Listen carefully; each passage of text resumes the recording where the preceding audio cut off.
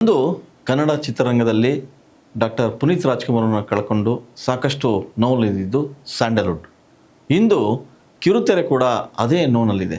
ಕಾರಣ ಇಷ್ಟೇ, ದಿಲೀಪ್ ರಾಜ್ ಅವರು ಹೃದಯಾಘಾತದಿಂದ ಇವತ್ತು ಎಲ್ಲರನ್ನೂ ಕೂಡ ಅಗಲಿದರು. ಕನ್ನಡ ಚಿತ್ರರಂಗದಲ್ಲಿ ಪುನೀತ್ ಅವರಿಗೆ ಯಾವಾಗ ಹೃದಯಾಘಾತ ಆಯಿತು ಆವಾಗ ಇಡೀ ಚಿತ್ರೋದ್ಯಮವೇ ಒಂದು ರೀತಿ ಸ್ತಬ್ಧ ಆಗಿದ್ದು ಖಂಡಿತ ಸುಳ್ಳಲ್ಲ.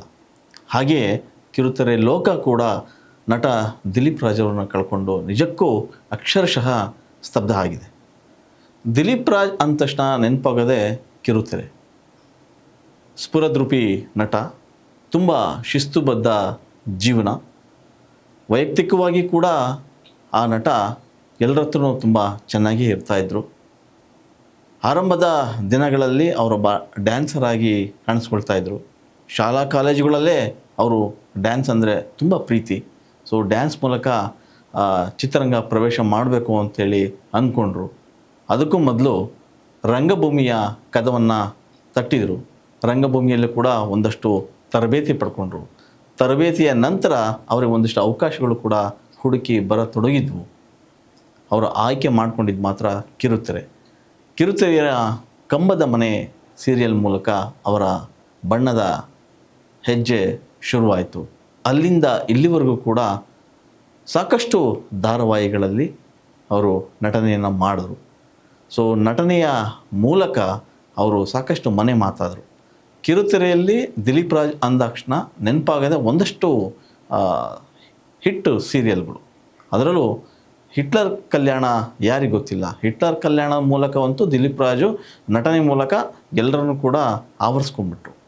ಅದಕ್ಕೂ ಮೊದಲು ಅವರು ಒಂದಷ್ಟು ಧಾರಾವಾಹಿಗಳಲ್ಲಿ ನಟನೆ ಮಾಡುವ ಮೂಲಕ ಸಿನಿಮಾ ರಂಗಕ್ಕೂ ಕೂಡ ಎಂಟ್ರಿ ಆಗುವ ಆಲೋಚನೆ ಮಾಡಿದರು.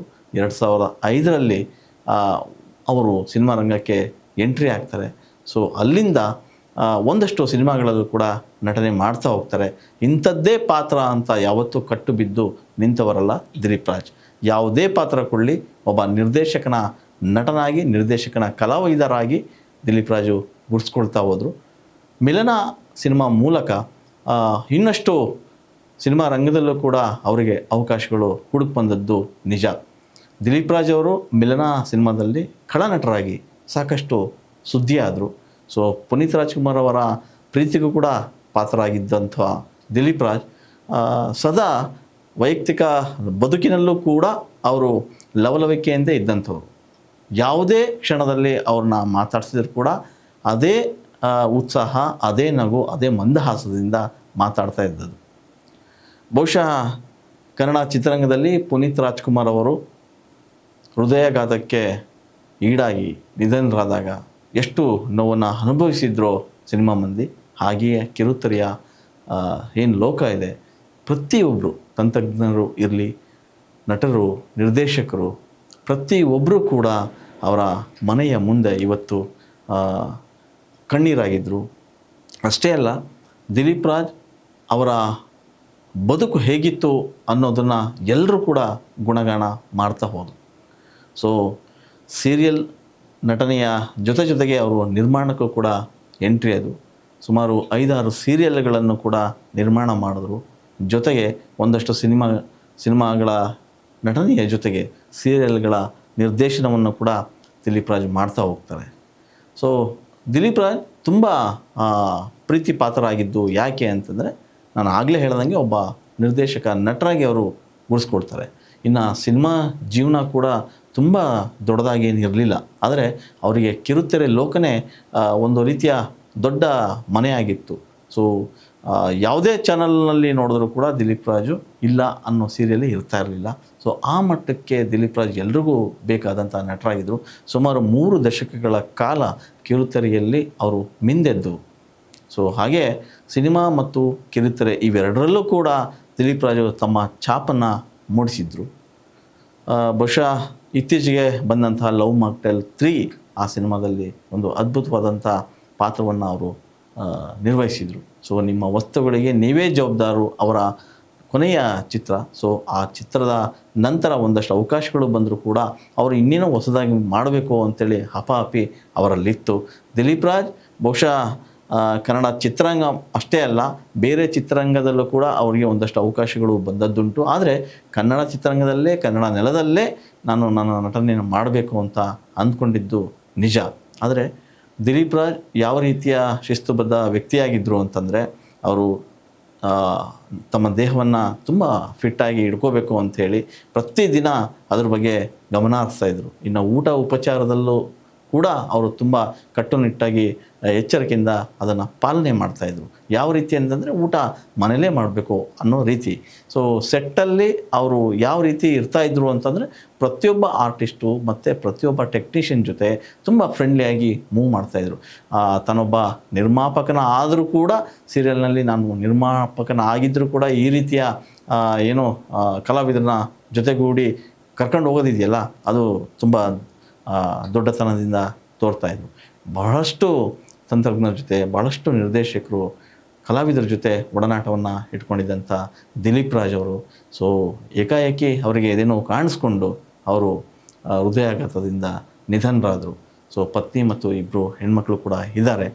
ಅದೇನೇ ಇದ್ದರೂ ಒಬ್ಬ ಪ್ರತಿಭಾವಂತ ನಟನನ್ನು ಕಿರುತೆರೆ ಲೋಕ ಮತ್ತು ಸಿನಿಮಾ ರಂಗ ಎರಡೂ ಕೂಡ ಕಳೆದುಕೊಂಡಿದೆ. ದಿಲೀಪ್ ರಾಜ್ ಅವರು 47 ವರ್ಷದ ವಯಸ್ಸಲ್ಲೇ ಸೊ ಸಾಕಷ್ಟು ಸಾಧನೆ ಮಾಡಿದ್ರು. ಸುದ್ದಿ ಆದರೂ ಕೂಡ ಸೊ ಸಕ್ಸಸ್ಸು, ಫೇಲ್ಯೂರು ಎರಡನ್ನೂ ಕಂಡುಕೊಂಡಂಥ ದಿಲೀಪ್ ರಾಜು ಜೀವನದಲ್ಲಿ ಸಾಕಷ್ಟು ಏಳುಬೀಳುಗಳನ್ನು ಅನುಭವಿಸಿದ್ದು ಉಂಟು.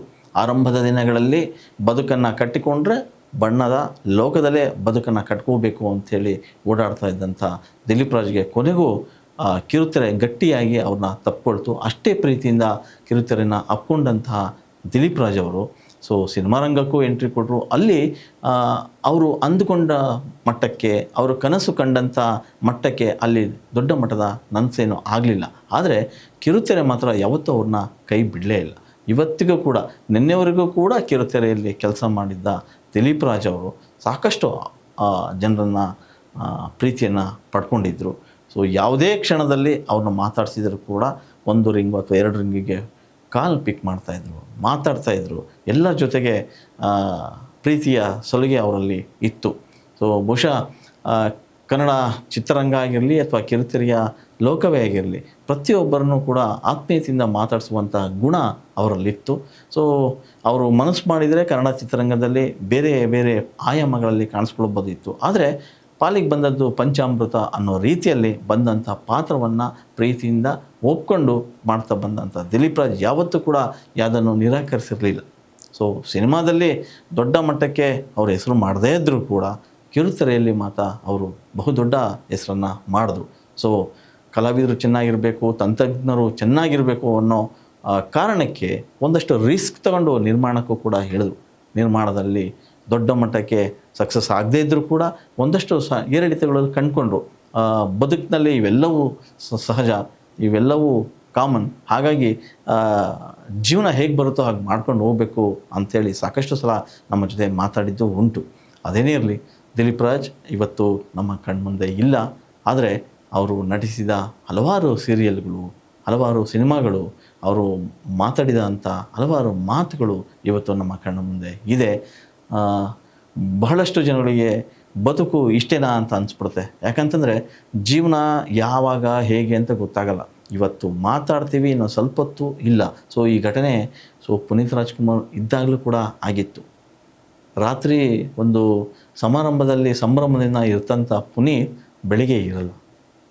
ಸೊ ಇದು ಕಾಲ ಕ್ಷಣಿಕ, ಜೀವನ ಇಷ್ಟೇ.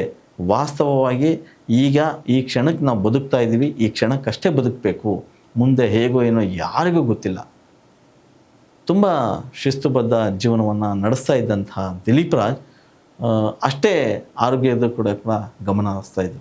ಸೊ ಬಹುಶಃ ಫಿಟ್ನೆಸ್, ಎಲ್ಲರೂ ಕೂಡ ಫಿಟ್ನೆಸ್ ಬಗ್ಗೆ ಮಾತಾಡ್ತಾರೆ. ಅದ್ಭುತವಾಗಿ ಫಿಟ್ನೆಸ್ಸು ಮಾಡಿ ಆ ಮೂಲಕ ನೆಮ್ಮದಿ ಜೀವನವನ್ನು ಕಾಣಬಹುದು, ಗೊತ್ತಿಲ್ಲ, ಇರ್ಬೋದು. ಆದರೆ ಯಾವ ಕಾರಣಕ್ಕೆ ಅವರಿಗೆ ಹೀಗಾಯಿತೋ ಗೊತ್ತಿಲ್ಲ. ಪ್ರತಿ ವಿಚಾರದಲ್ಲೂ ಕೂಡ ತುಂಬ ಸಂಯಮದಿಂದ ಇರ್ತಾಯಿದ್ರು, ಶಿಸ್ತುಬದ್ಧ ಜೀವನವನ್ನು ಮಾಡ್ತಾಯಿದ್ರು.